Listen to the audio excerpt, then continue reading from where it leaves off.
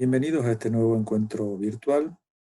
Hoy vamos a desarrollar el tema códigos de línea en banda base.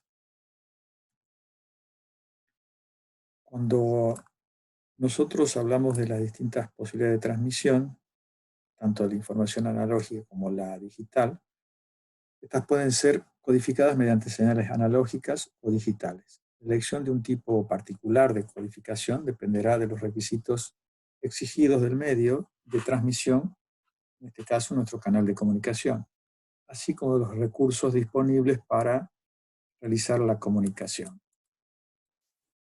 Nosotros sabemos que nuestra señal puede ser de origen analógico o de origen digital y vamos a tener que codificar esta señal.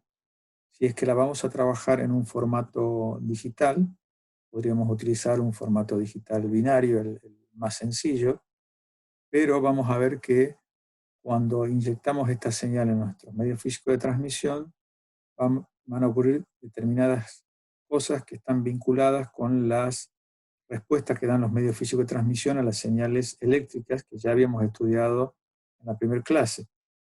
Nosotros podemos enviar esta señal en el formato en que hemos recibido, a partir de una señal digital, pero cambiamos su código. También podemos enviarla a través de un formato analógico, modulando digitalmente, o si la señal es analógica, también podemos enviarla en su formato original, modulando analógicamente. Todo esto lo vamos a ver en clases sucesivas. Hoy nos vamos a centrar en tomar señales de origen digital, de una fuente digital, y vamos a modificar esta señal digitalmente, cambiando su código de transmisión, porque vamos a hacer uso de un canal digital. Fíjense que yo estoy acá utilizando una diapositiva de la clase 7, porque nosotros, todos los conceptos que estamos estudiando, estamos analizando, van a ser utilizados en forma imbrincada a medida que avance la materia. Esto significa que todos esos contenidos que hemos ido analizando los vamos a ir utilizando sucesivamente. Por eso hago referencia a esta diapositiva para que vean que este tema ya lo hemos tratado. Ahora nosotros vamos a trabajar con fuentes digitales, vamos a generar un procesamiento de la señal desde el punto de vista físico, que vamos a llamar codificación de la señal, y para luego transportarlo a través de un canal digital. Nosotros habíamos visto en la clase anterior que había una etapa que se denominaba circuito de portadora, donde allí se analizaban y se modificaban todas las señales en torno del concepto de densidad espectral de potencia, o podríamos decir también que adecuamos las características de su espectro de frecuencia para el canal de transmisión que vamos a utilizar. Nosotros en este caso vamos a hacer uso de una fuente que está tomando información de, una, de un conjunto de datos binarios equiprobables. Por lo tanto, gracias a la teoría de la información, nosotros hemos podido calcular, teniendo en cuenta que nuestro alfabeto, la fuente de la cual obtenemos nuestros datos, es binaria, equiprobable, entonces sabemos que cada uno de los símbolos de este mensaje contiene un bit de información. Ahora lo que nosotros hacemos es corresponder a cada uno de estos elementos de datos, que es un 1 y un 0 porque son solamente dos, un nivel de tensión para cada uno de estos elementos de datos. La más sencilla de todas es la que codificara en forma binaria significaría otorgarle, por ejemplo, al valor 1 un nivel de tensión positivo y al valor 0 un valor de tensión igual a 0. Esta sería la codificación más sencilla para obtener una señal eléctrica que pueda viajar a través de los medios físicos de transmisión concretos. Ahora, nosotros sabemos que los canales de comunicación, que son líneas de transmisión, presentan ciertas deficiencias a la hora de poder transmitir las señales a través de ellos. Para mejorar las prestaciones de la señal respecto del canal, hay que utilizar códigos distintos al binario original, modificando la señal en el dominio del tiempo. Consecuentemente, va a haber una modificación en su densidad espectral de potencia, SD, proporcionando de este modo una mayor capacidad de sincronización, de detección de errores, inmunidad al ruido e interferencia, y además mejorando la eficiencia espectral. Quiere decir que estos van a ser los factores que nos van a ayudar a nosotros a mejorar la eficiencia de la transmisión de los datos a través de un canal de comunicación. Nosotros vamos a tomar señales digitales de dos niveles y vamos a convertir a este código binario tan simple en otros códigos que me van a permitir obtener una distribución espectral de potencia distinta a la que tenía mi código original, y que lo que vamos a intentar es que se adecue lo más posible al medio físico de transmisión y a las velocidades que nosotros pretendemos alcanzar. Y sobre todo, en transmisiones digitales, vamos a intentar poder detectar errores en la transmisión de datos, generar encriptación de los datos y aparte solucionar un problema que se nos presenta, que es poder mantener el sincronismo de la transmisión de datos.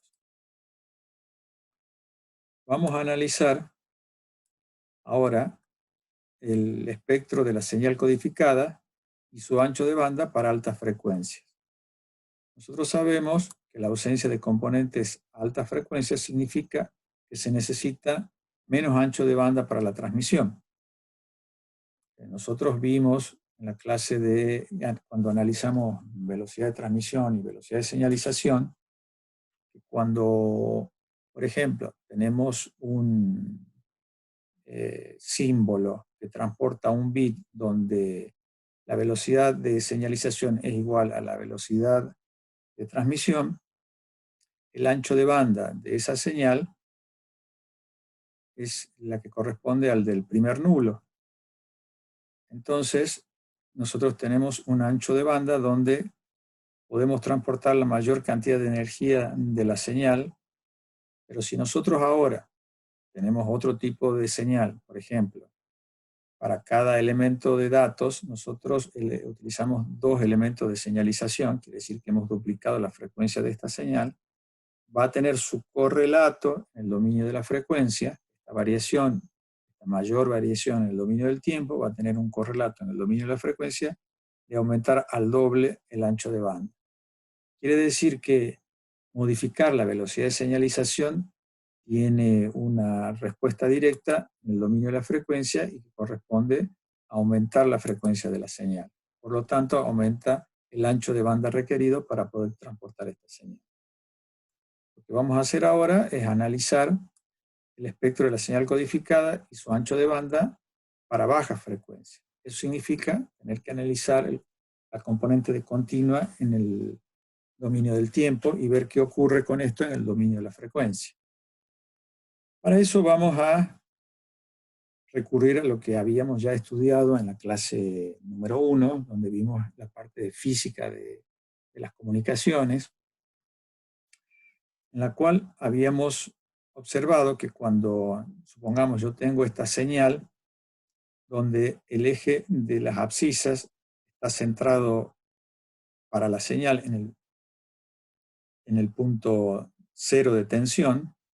Tenemos acá la señal que vamos a analizar en el dominio del tiempo, que se llama diente de sierra, y vemos que este eje tiene tensiones positivas, acá el valor 0, y luego tensiones negativas. Lo que vemos es una simetría respecto de la forma de la señal alrededor del eje de las abscisas, que corresponde al valor 0 de tensión. Y si nosotros queremos calcular el valor medio de la señal, de la tensión, vamos a ver de que se van a ir cancelando estas áreas, por lo tanto vamos a tener un valor medio de tensión igual a 0. Por lo tanto, no tenemos componente de continua. Ahora, si nosotros corremos el eje de referencia y colocamos el valor 0 en la parte inferior de nuestra señal, vemos que nuestra señal siempre excursiona en el semiplano positivo. Por lo tanto, se van sumando estas áreas y no hay posibilidad de restarlas. Eso significa que voy a tener una gran componente de corriente continua.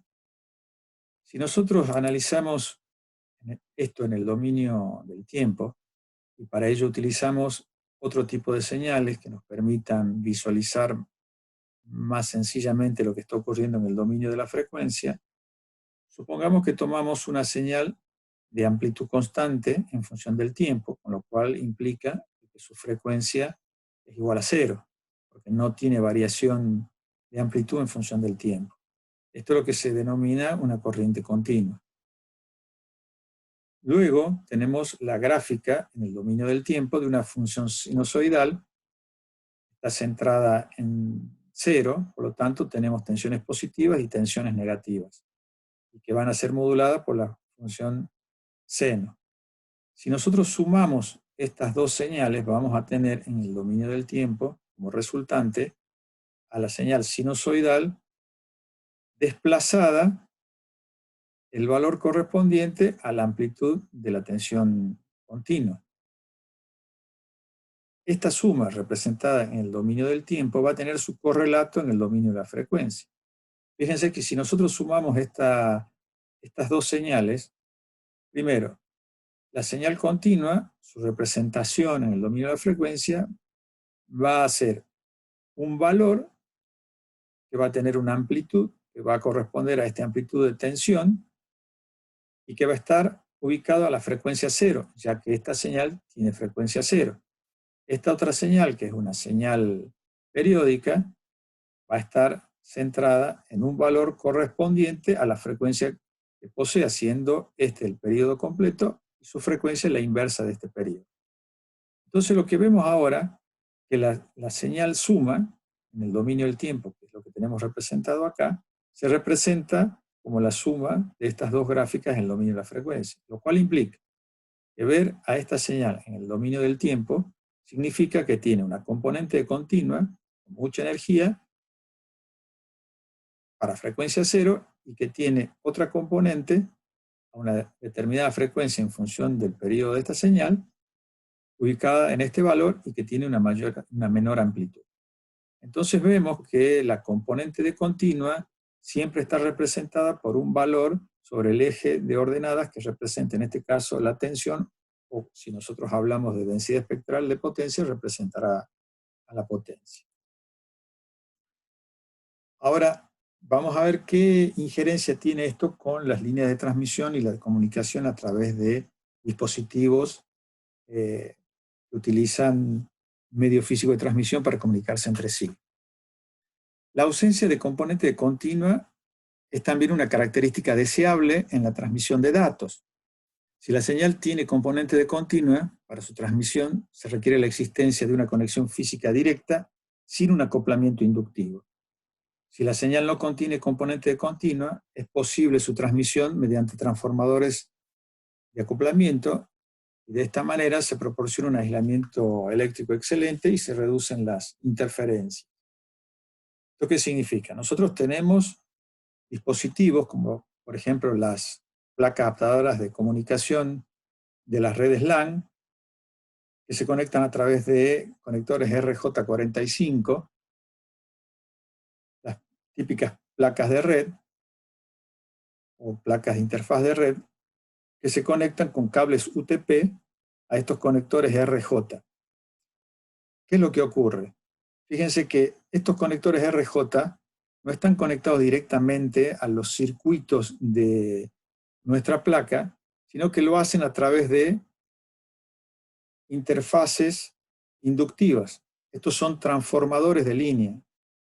Nosotros vimos en la clase de física de las comunicaciones que para que exista transferencia de energía en un medio inductivo, debemos tener nosotros corrientes que circulen a través de estas bobinas, pero que varíen la cantidad de carga por unidad de tiempo. Eso implica que las componentes de continua no son útiles para acoplar de forma inductiva las señales eléctricas.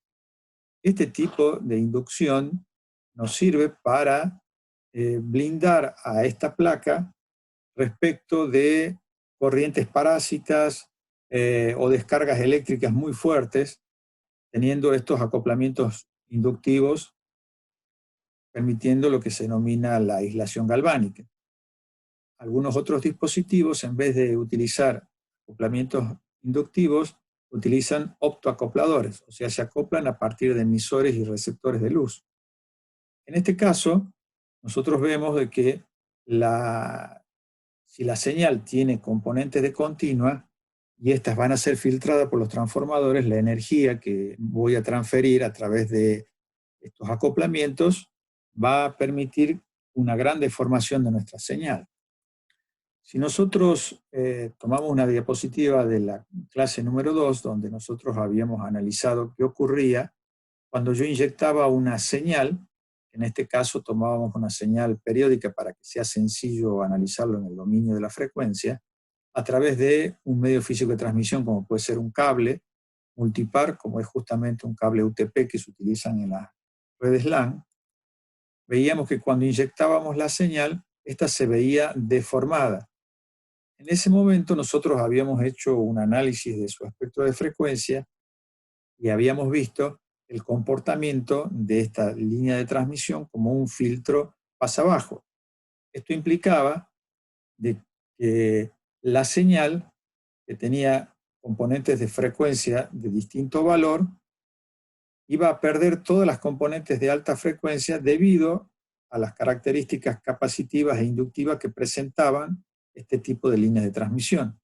Por lo tanto, se veía filtrada la energía y ahora la señal que yo estoy recibiendo no contiene esta energía porque ha sido filtrada a través de estos medios físicos de transmisión. Por lo tanto, veíamos que se veían deformados los pulsos. Esto ya lo habíamos analizado. Pero si ahora le sumamos las componentes de continua, es decir, al tener acoplamiento inductivo, yo no voy a tener tampoco las componentes de baja frecuencia. Por lo tanto, voy a tener un mayor empobrecimiento de los niveles de tensión correspondientes a las señales que yo estoy utilizando para transmitir los datos.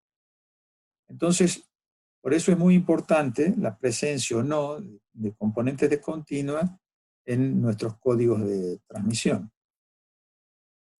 Otro factor que vamos a analizar es el vinculado con el sincronismo de la señal. Si bien nosotros más adelante vamos a estudiar este tema en profundidad, en un capítulo dedicado al estudio de las transmisiones síncronas y asíncronas, hoy vamos a tener que hacer uso de un concepto básico de sincronismo para entender por qué nuestros códigos deben ser modificados para mejorar estas condiciones de sincronismo. Lo primero que vamos a analizar es una señal sencilla, binaria, donde a cada valor de nuestros símbolos, que eran el 1 o el 0, le vamos a hacer corresponder un nivel de tensión. Esto es lo más sencillo que hay en codificación. Podemos decir simplemente de que al valor lógico 1 le corresponde un valor de tensión positivo, que puede ser 5 volt, supongamos. Y al valor lógico 0 le hacemos corresponder un valor 0 de tensión. Y ya tenemos nuestro código de transmisión. 5 volt para el 1, 0 volt para el 0. Entonces, ya sé cómo leer en mi receptor para saber a qué símbolo corresponde. Si tengo 0 volt, corresponde a un 0, y si tengo 5 volt, corresponde a un 1. Pero aquí nos está faltando analizar en qué momento tengo que ir y tomar la lectura. Para eso me va a hacer falta una señal que hemos llamado señal de reloj o clock, que me sirve para generar el sincronismo. Porque cada vez que yo tenga un flanco ascendente de esta señal, que va a ser una señal periódica, que va a tener un periodo, que va a ser exactamente el que vamos a denominar como tiempo del bit, ¿se acuerdan? Ese tiempo del bit está determinado por esta señal de sincronismo que es periódica, y lo que me va a indicar es que cada vez que yo tenga un flanco ascendente, corresponde a un inicio y fin de pulso, lo cual le está diciendo al receptor que en la mitad del intervalo significativo, a esto vamos a denominar de ahora en adelante intervalo significativo, yo debo tomar la muestra de valor de tensión de esta señal. Por eso fue muy importante también analizar el teorema del muestreo, porque yo justamente voy a hacer coincidir la función impulso que habíamos visto en el teorema del muestreo con este flanco descendente del ciclo de reloj. Entonces, es muy importante para nosotros poder contar con esta señal de sincronismo en el receptor, al igual que en el transmisor. Quiere decir que yo, cada vez que quiera generar este tipo de señales para ser transmitidas desde mi placa adaptadora de comunicación del transmisor a la placa adaptadora de comunicación del receptor, voy a necesitar tener un clock, un dispositivo oscilador que me permita generar este patrón de lectura para que yo conforme mi señal de datos en función de cuándo comenzar y cuándo terminar sincronizado con esta señal de clock.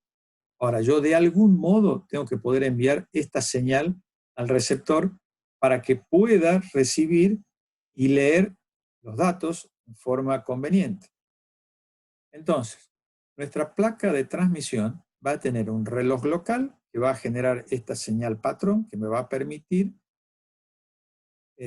obtener los códigos temporales para los cuales yo pueda definir cuándo comienza y cuándo termina un bit. Entonces, o yo dispongo de otra línea de acoplamiento para enviar esta señal al receptor para que pueda leer la señal que estoy enviando, esta señal de datos, por esta línea de transmisión, y puedo hacerlo de dos maneras. O tengo un reloj local, el cual tiene que sincronizarse con esta señal para estar unificado con esta señal del reloj del emisor.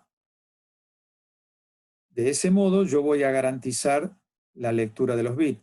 Acuérdense que estos tiempos duran microsegundos, porque a ustedes les gusta trabajar a velocidades del orden de los megahertz o gigahertz, lo cual implica que si yo no tengo un clock residente y leo simplemente con esta señal, puedo llegar a tener una latencia, un desfasaje en la señal de sincronismo. Por eso siempre es conveniente que el receptor posea un reloj local y que se sincronice con una señal de sincronismo que sea enviada a través de otra línea de transmisión. Pero cuando yo no tenga esa posibilidad, yo debo buscar algún modo para resolver este problema de sincronismo. ¿Qué significa? Yo voy a necesitar siempre un flanco descendente o un flanco ascendente para sincronizar la señal en el receptor.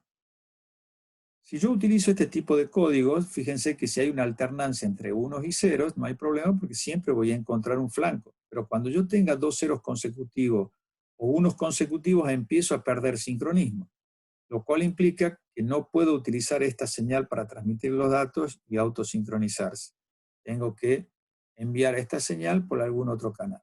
De lo contrario, una de las soluciones es justamente generar este tipo de flancos que yo necesito para sincronizar con una modificación de este propio código de transmisión. Y eso lo voy a hacer, por ejemplo, un código que vamos a estudiar, que es el código Manchester. Fíjense que acá, este código, acá yo tengo un 1, acá tengo un 0, acá tengo un 1, y siempre en la mitad del intervalo significativo, ya sea un 1 o un 0, voy a tener un flanco. Entonces, cuando yo tengo una secuencia muy prolongada de unos o ceros, en los cuales yo no encuentro flancos, en esta señal sí voy a encontrar un flanco, sí voy a encontrar siempre un flanco. Entonces, yo voy a solucionar los problemas vinculados con el sincronismo. Entonces, acá tengo una idea muy clara de cuál puede ser la solución para los problemas de sincronismo. Por lo tanto, trabajar con estos códigos binarios tan simples no es factible a la hora de querer transmitir datos a través de una línea de transmisión. Por eso es que se generan una serie de códigos con sus distintas particularidades. Nosotros vamos a ver una clasificación bastante completa de estos códigos. Primero los vamos a dividir en código unipolar, polar o bipolar respecto del plano de tensión en el cual yo esté manejando los valores, si van a ser solamente positivos, si van a ser positivos y negativos, o si van a ser positivos, cero y negativo. Una primera clasificación denominó a estos códigos unarios, a estos binarios y a estos pseudoternarios. Esta denominación trae mucha confusión, sobre todo a la hora de hablar de estos códigos que trabajan con dos tensiones y llamarlos binarios, porque ya veníamos trabajando con códigos binarios. Entonces, desde el punto de vista académico, me parece mucho más importante y relevante denominarlos, como algunos autores lo hacen, como códigos unipolares, polares o bipolares. Entonces, llamamos códigos unipolares aquellos que manejan un solo nivel de tensión, ya sea positivos o negativos. Llamamos polares a los que manejan dos niveles de tensión, positivos y negativos en el mismo código. Llamamos bipolares, y aquí va a haber una pequeña disquisición también respecto de distintos autores. Algunos autores llaman a estos códigos bipolares o ternarios o pseudoternarios aquellos que manejan tensiones positivas, cero y negativas. Y otros asocian este concepto de bipolaridad al hecho de que uno de los elementos del código, en este caso sería el cero, se le asigna siempre valor de tensión cero, y al otro elemento del código, que es el 1, lógico, se le va a ir asignando el valor de positivo y valor negativo en forma alternada y consecuentemente. Todo esto lo vamos a analizar cada uno con sus gráficas. Pero ahora lo que estamos haciendo es simplemente presentando las características generales de estos códigos. Luego a los códigos polares los vamos a dividir a su vez en códigos no retorno a cero, códigos retorno a cero y códigos bifase. Y dentro de los códigos no retorno a cero vamos a tener el código no retorno a cero de nivel y el código no retorno a cero invertido. Estos códigos ya los vamos a analizar cada uno en profundidad. Y también tenemos acá el código retorno a cero, el código bifase, de los cuales vamos a ver dos, el código Manchester y Manchester diferencial. Luego, dentro de los códigos bipolares, vamos a ver el código AMI, y dos de los códigos que son derivados de este código AMI, que van a tener ciertas particularidades que van a permitir una mejor performance de este código AMI. Pasemos ahora a analizar cada uno de estos distintos tipos de códigos. Acá estamos viendo los códigos de línea unipolares, decíamos, son aquellos que van a trabajar en un solo plano de tensión. Esto significa que si yo tengo un plano bidimensional, donde voy a tener en el eje de las abscisas el tiempo y en el eje de las ordenadas la amplitud de la tensión. Y esta amplitud puede ser positiva o negativa si es que este eje está centrado en el valor cero de tensión. Esto significa que únicamente vamos a trabajar o con el plano positivo o con el plano negativo. Los códigos polares son aquellos que van a trabajar alternativamente en los planos positivos o negativos de tensión.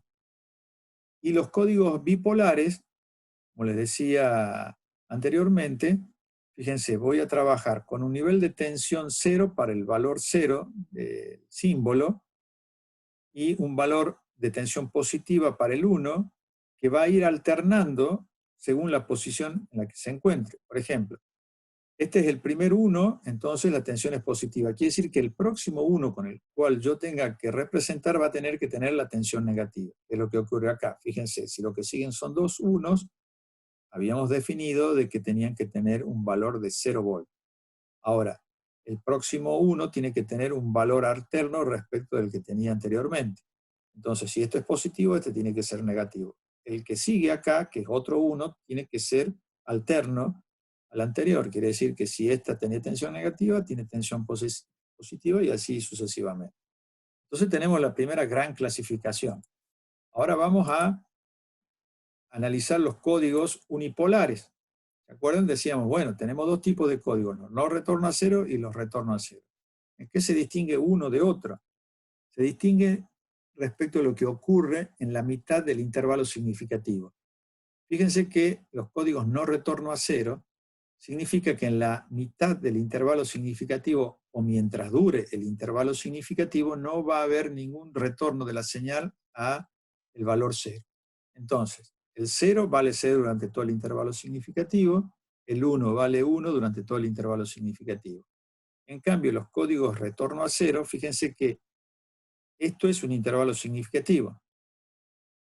Quiere decir que el 0 va a tener el valor 0, eso no se modifica. Pero el 1, en la mitad del intervalo significativo, tiene un retorno a 0. En la mitad del intervalo significativo tiene un retorno a 0. En cambio, los valores 0 se mantienen todos en 0. Esta es la distinción entre estos códigos. Siempre van a ser códigos unipolares. Quiere decir que esto puede ocurrir en el plano positivo o en el plano negativo. De hecho, acá los vamos a analizar en forma conjunta. Los códigos no retorno a 0 pueden ser trabajados en el plano positivo o trabajados en el plano negativo. ¿Cuál va a ser una de sus características? Al utilizar dos niveles de tensión, les van a corresponder altos niveles de componente de continua. Porque fíjense, siempre van a estar en el plano positivo, o sea, estas áreas corresponden a áreas positivas y no tiene áreas negativas que contrarresten estas áreas positivas, por lo tanto la tensión media va a ser bastante elevada y va a tener una gran componente continua. Esa componente continua puede ser negativa o puede ser positiva. Y ya vimos qué es lo que ocurre cuando intentamos inyectar ese tipo de señales en medios físicos de transmisión que se interconectan con placas adaptadores de comunicación a través de acoplamientos inductivos. Acá vemos un código retorno a 0, que es unipolar, y de nuevo vemos lo mismo que habíamos apreciado en la diapositiva anterior. Mientras que los valores para los ceros lógicos no se alteran, sí se alteran para el 1 lógico, donde tenemos transiciones en la mitad del intervalo significativo. Ahora, esas transiciones se pueden dar en el plano positivo o se pueden dar en el plano negativo. Entonces, nuevamente, nosotros observamos que van a tener una gran componente de continua ambos códigos de transmisión. Ahora vamos a analizar los códigos polares, que también vamos a ver que no retornan a 0 y también retornan a 0. Entonces los vamos a analizar uno por uno. Vamos a analizar el no retorno a 0 de nivel y el invertido. Fíjense que este ya es polar, quiere decir que va a trabajar en los dos planos, positivo y negativo. Entonces, para el 0 va a corresponder acá un nivel de tensión positiva y para el 1 va a corresponder un nivel de tensión negativa. Y así van a ir alternando de acuerdo al valor de código que yo deba representar. Si ustedes observan aquí, vemos que va a tener una componente continua resultante del hecho de que no va a ser simétrico, porque yo puedo llegar a tener una gran secuencia de unos, una gran secuencia de ceros, y que no sean estadísticamente equiparables la misma cantidad. Por lo tanto, va a tener una componente continua. Este tipo de código se utiliza mucho en la interfaz RC232, que vamos a estudiarlo en profundidad cuando veamos puertos de transmisión, que le asigna valores negativos para el 1 lógico entre menos 3 y menos 25 y valores positivos para el 0 lógico entre 3 y más 25 volt. Esto lo vamos a estudiar en profundidad, como les dije, cuando veamos placas de transmisión como a través de protocolos RC232. Otro de los problemas, porque fíjense, este código tiene un problema que es la componente de continuo. Ya sabemos qué ocurre con las componentes de continuo a la hora de querer acoplar. Y otro problema es el problema de sincronismo. Porque cuando yo tenga cadenas muy largas de unos o de ceros, ya no tengo flancos, no puedo sincronizar. ¿Qué ocurre con no retorno a cero invertido? El término de la sincronía se resuelve en las transiciones porque, si bien no es muy eficiente, pero ahora la transición se va a dar entre el 0 y el 1. Fíjense, la transición, cuando el próximo bit a representar es un 1, yo voy a tener una transición. Entonces, transito el intervalo significativo y en este punto, que es la frontera, es donde yo debo decidir qué hacer. como lo que viene a continuación no es un 1, no hay transición. Lo que viene a continuación del intervalo significativo no es un 1, entonces no hay transición. Llegado a este punto, el próximo bit es un 1, tiene que haber una transición. Llegado a este punto, el próximo bit es un 1, debe haber una transición. Llegado a este punto, el próximo bit que viene es un 1, hay transición. Llegado a este punto, el próximo bit que viene no es un 1, no hay transición y por lo tanto no hay cambio de la señal. Esto mejora en algo el sincronismo, pero cuando yo tengo secuencias muy prolongadas de ceros, de nuevo pierdo sincronismo. Luego tengo otro código polar, que es el retorno a cero, que fíjense que aquí sí hay un cambio en la mitad del intervalo significativo. Fíjense, el cero se le asigna tensiones negativas. Pero cuando llega a la mitad del intervalo significativo, tiene un retorno al valor cero. Por eso llaman retorno a cero. Retorna al valor cero y luego, como el próximo bit que viene es un 1, genera la transición y ahora tiene un retorno a cero también el bit 1. Y lo que yo empiezo a observar es que ya sea un 1 o sea un 0, voy a tener retornos al cero y por lo tanto voy a tener transiciones. Entonces, aquí hay una solución al problema del sincronismo, porque siempre en la mitad del intervalo significativo voy a tener un flanco para sincronizar, ya sea un 0 o sea un 1, ya sea que tenga cadenas consecutivas de 1, fíjense acá tengo una cadena consecutiva de 1 y siempre voy a tener un flanco para sincronizar. Lo mismo va a ocurrir con cadenas consecutivas de 0, o sea que el problema de la sincronía ha sido resuelto, pero maneja 3 niveles de tensión, negativo, cero y positivo, lo cual hace que sea un código que utiliza un mayor ancho de banda, ya que está utilizando 2 elementos de símbolo por cada elemento de los datos. Este código, debido a su ineficiencia en cuanto al ancho de banda, ya es muy poco utilizado, se podría decir que no se utiliza. Vamos a ver ahora el código bifase Manchester. Fíjense que este código, que es un código polar, el que habíamos analizado inicialmente, fíjense que el código lo que plantea es muy simple. En la mitad del intervalo significativo voy a tener un cambio de nivel. Si es un 0, va a ser descendente, y si es un 1, va a ser ascendente. Entonces, fíjense, como esto es un 0, en la mitad del intervalo significativo tengo un flanco descendente.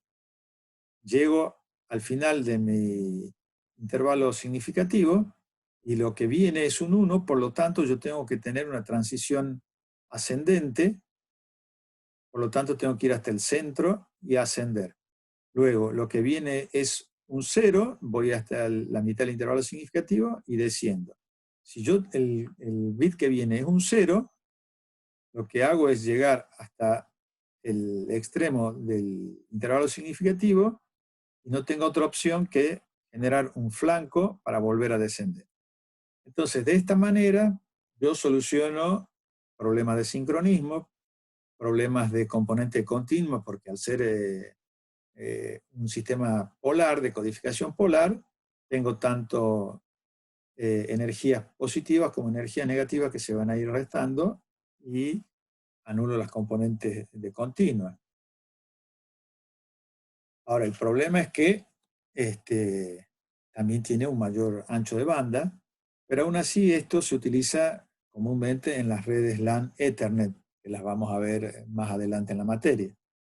Y también acá tenemos un código Manchester diferencial que se utilizan en las tecnologías Token Ring de las redes LAN, en protocolos Token Ring. También los vamos a ver en profundidad más adelante en la materia. Ahora tenemos el código Manchester diferencial, que es igual al anterior, solo que cambia por el hecho de que las transiciones las tengo que analizar en los comienzos de los bits. Esto significa que si lo que comienza es un 0, entonces yo tengo acá una transición descendente, luego tengo la transición en la mitad del intervalo significativo, Como ahora lo que viene es un 1, no tengo transición, y en la mitad del intervalo siempre debe existir una transición, por eso es descendente. Lo que viene es un 0, por eso tiene que haber transición, y así sucesivamente yo voy graficando este código. He mejorado el sincronismo, pero he empeorado el ancho de banda. Por eso es que para largas distancias no es aconsejable usar este tipo de código de transmisión. Ahora vamos a ver cómo se generan los códigos bipolares. Acuérdense que habíamos dicho que la bipolaridad estaba planteada por la alternancia de uno de los bits, de la polaridad de uno de los bits, mientras que uno se mantiene en cero, el bit 0 se mantiene en cero, el otro va alternando su polaridad. Veamos cómo trabajan estos códigos. Comencemos por el código AMI. Este es un código bipolar, como dijimos. Bueno, acá vamos a ver en términos generales esto de la bipolaridad. Decimos que manejamos una tensión positiva, negativa y cero. El cero se lo adjudicamos al valor cero del bit. Tenemos el bit cero. Y el 1 es el que va a ir alternando su valor positivo o negativo. Entonces veamos acá un ejemplo. Nosotros tenemos nuestra señal de origen, esta señal binaria que habíamos asignado para el valor 1 lógico, un determinado nivel de tensión, supongamos 1 volt, y 0 volt para el 0 lógico. Es decir, que yo acá estoy enviando un 1, un 0, un 0, un 1, un 0, un 1, un 1 y un 0. Si ahora voy a utilizar una codificación bipolar, acuérdense que decíamos, bueno, para el primer bit, que es un 1, le corresponde un nivel de tensión positivo. Luego viene un 0, siempre le va a corresponder el valor de tensión igual a 0. Luego venía otro 0, valor de tensión igual a 0, pero ahora tenemos un 1. Ahora, dijimos que se tiene que ir representando en forma alterna los valores de tensión. Si el primer 1 lo consigné con valor positivo de tensión, al segundo 1 lo tengo que consignar con valor negativo de tensión. Y acá está marcado como X menos X porque puede ser cualquier valor de tensión. Entonces, el próximo 1 va a ir alternando su valor de tensión y el que le sigue tiene que ser negativo. Si este es positivo, entonces, lo que sí vamos a garantizar, fíjense, que no exista componente de continua, porque siempre los unos se van a ir restando mutuamente y los ceros, por más que yo tenga una infinita secuencia de ceros lógicos, como le corresponde valor de tensión 0, no suma energía para lo que es la componente continua.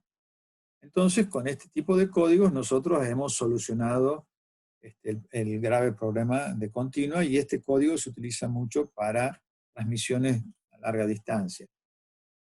Cuando nosotros hablamos, cuando se refieren normalmente al código AMI, no hablan del 1, hablan de marca. Esto es heredado de las denominaciones que se utilizaba con la telegrafía. Entonces, acá lo que se van alternando en algunas bibliografías, lo van a encontrar, son las marcas, es decir, los valores de tensión que le corresponden a los unos lógicos. Esto ya lo hemos analizado. Ahora, ¿qué es lo que ocurre? Que cuando tenemos grandes secuencias de ceros, pierdo flancos. Por lo tanto, tengo un problema con la sincronización. Entonces, una forma de solucionar esto es los nuevos códigos bipolares, como el B8ZS y el HDB3. Este B8ZS es muy utilizado en Estados Unidos y Japón, y el HDB3 es utilizado en Europa. Como este código es bastante eficiente respecto del ancho de banda, sus posteriores modificaciones a partir de estos nuevos códigos, lo que hacen, básicamente, fíjense acá, hemos representado dos unos, tenemos la alternancia, elimina la componente continua, tenemos flancos, o sea que tenemos sincronismo, pero cuando tengo una larga secuencia de ceros, pierdo sincronismo, hasta tanto recupere secuencias de valores 1. Entonces, ¿qué hacen los códigos, los nuevos códigos B8ZS y HDB3? Incorporan el concepto de aleatorización. Significa violación de código. El código bifase decía que mientras sea el valor cero lógico, le corresponde el valor cero de tensión. Bien, acá lo que se hace es en forma aleatoria, siguiendo un código de aleatorización, cuando se llega al cuarto bit con valor cero, es el que cambia la marca. Es decir, se le adjudica un valor de tensión determinado respecto a la codificación aleatoria de violaciones para el código que yo esté utilizando. Utilizan distintos códigos de violación de la secuencia original y por eso se distinguen unos de otros, lo cual implica que si yo transmito este código en Estados Unidos, este código no puede ser leído en Europa. Por lo tanto, es muy importante entender de que los códigos de transmisión tienen que ser homólogos tanto en el emisor como en el receptor. Llegado a este punto, nosotros vamos a hacer un balance de qué es lo que hemos visto, que hemos podido analizar. Primero, esta clase está destinada a hablar de los distintos códigos de línea y lo importante es saber para qué hemos codificado. Podríamos haber seguido con la señal 0 y 1, una señal binaria con un código binario unipolar, pero allí vimos que si yo tenía un código unipolar, tenía problemas con las componentes de continua. Y las componentes de continua lo que hacían era profundizar lo que ocurría en el dominio de la frecuencia. Es decir, yo deformaba demasiado mi señal porque aparte de perder las componentes de alta frecuencia, perdía también las componentes de baja frecuencia y a la hora de los acoplamientos inductivos, como por ejemplo las placas de red, yo pierdo esa energía. Luego vimos de que hay otro elemento muy importante por lo cual yo tengo que codificar la señal, o sea, eh, eh, construir un código que me permita, entre otras cosas, solucionar el problema del sincronismo. Y vimos que el problema del sincronismo estaba vinculado con la presencia de flancos ascendentes o descendentes, ya sea en los unos o los ceros lógicos, la representación de unos o ceros lógicos. Eso iba a lograr de algún modo que mi código no pierda sincronismo cuando tenga secuencias muy prolongadas de unos y ceros. Nos queda para la próxima clase definir y estudiar en mayor profundidad cómo se va a comportar el ancho de banda en función de la eficiencia espectral. Acuérdense que la eficiencia espectral ya la habíamos estudiado, era igual a la capacidad de canal dividida el ancho de banda. O sea, cuánta información puedo transmitir por unidad de tiempo en función del ancho de banda que esté utilizando, lo cual implica que voy a tener una mayor eficiencia espectral cuando yo utilice un menor ancho de banda. Pero también vimos con los códigos de línea que a medida que mejora mi codificación respecto al sincronismo, aumenta el ancho de banda de la señal. Nosotros la clase que viene vamos a ver en profundidad cómo es la distribución espectral de potencia de cada uno de estos códigos y vamos a poder ver en profundidad la eficiencia de cada uno de ellos. Y también vamos a hablar de la detección de errores y cómo se incorporan una serie de códigos de bloque que me permiten agregar lo que se denomina redundancia, que ustedes que provienen del campo de la informática saben que la única forma de detectar errores en forma automática es generar redundancia. ¿Esto qué significa? Que si yo tengo un código de transmisión de 4 bits, voy a tener que agregar bits redundantes, por lo tanto, mi código de transmisión va a aumentar en cantidad de elementos, pero ese aumento en la cantidad de elementos que van a generar redundancia son los que me van a permitir posteriormente detectar los errores. Ustedes en ACO tienen que haber estudiado el código de Hamming. Bueno, el código de Hamming justamente plantea esto, plantea generar redundancia para poder detectar errores. Todo esto lo vamos a ver la clase que viene. Así es que muchas gracias por su atención nos vemos la clase que viene.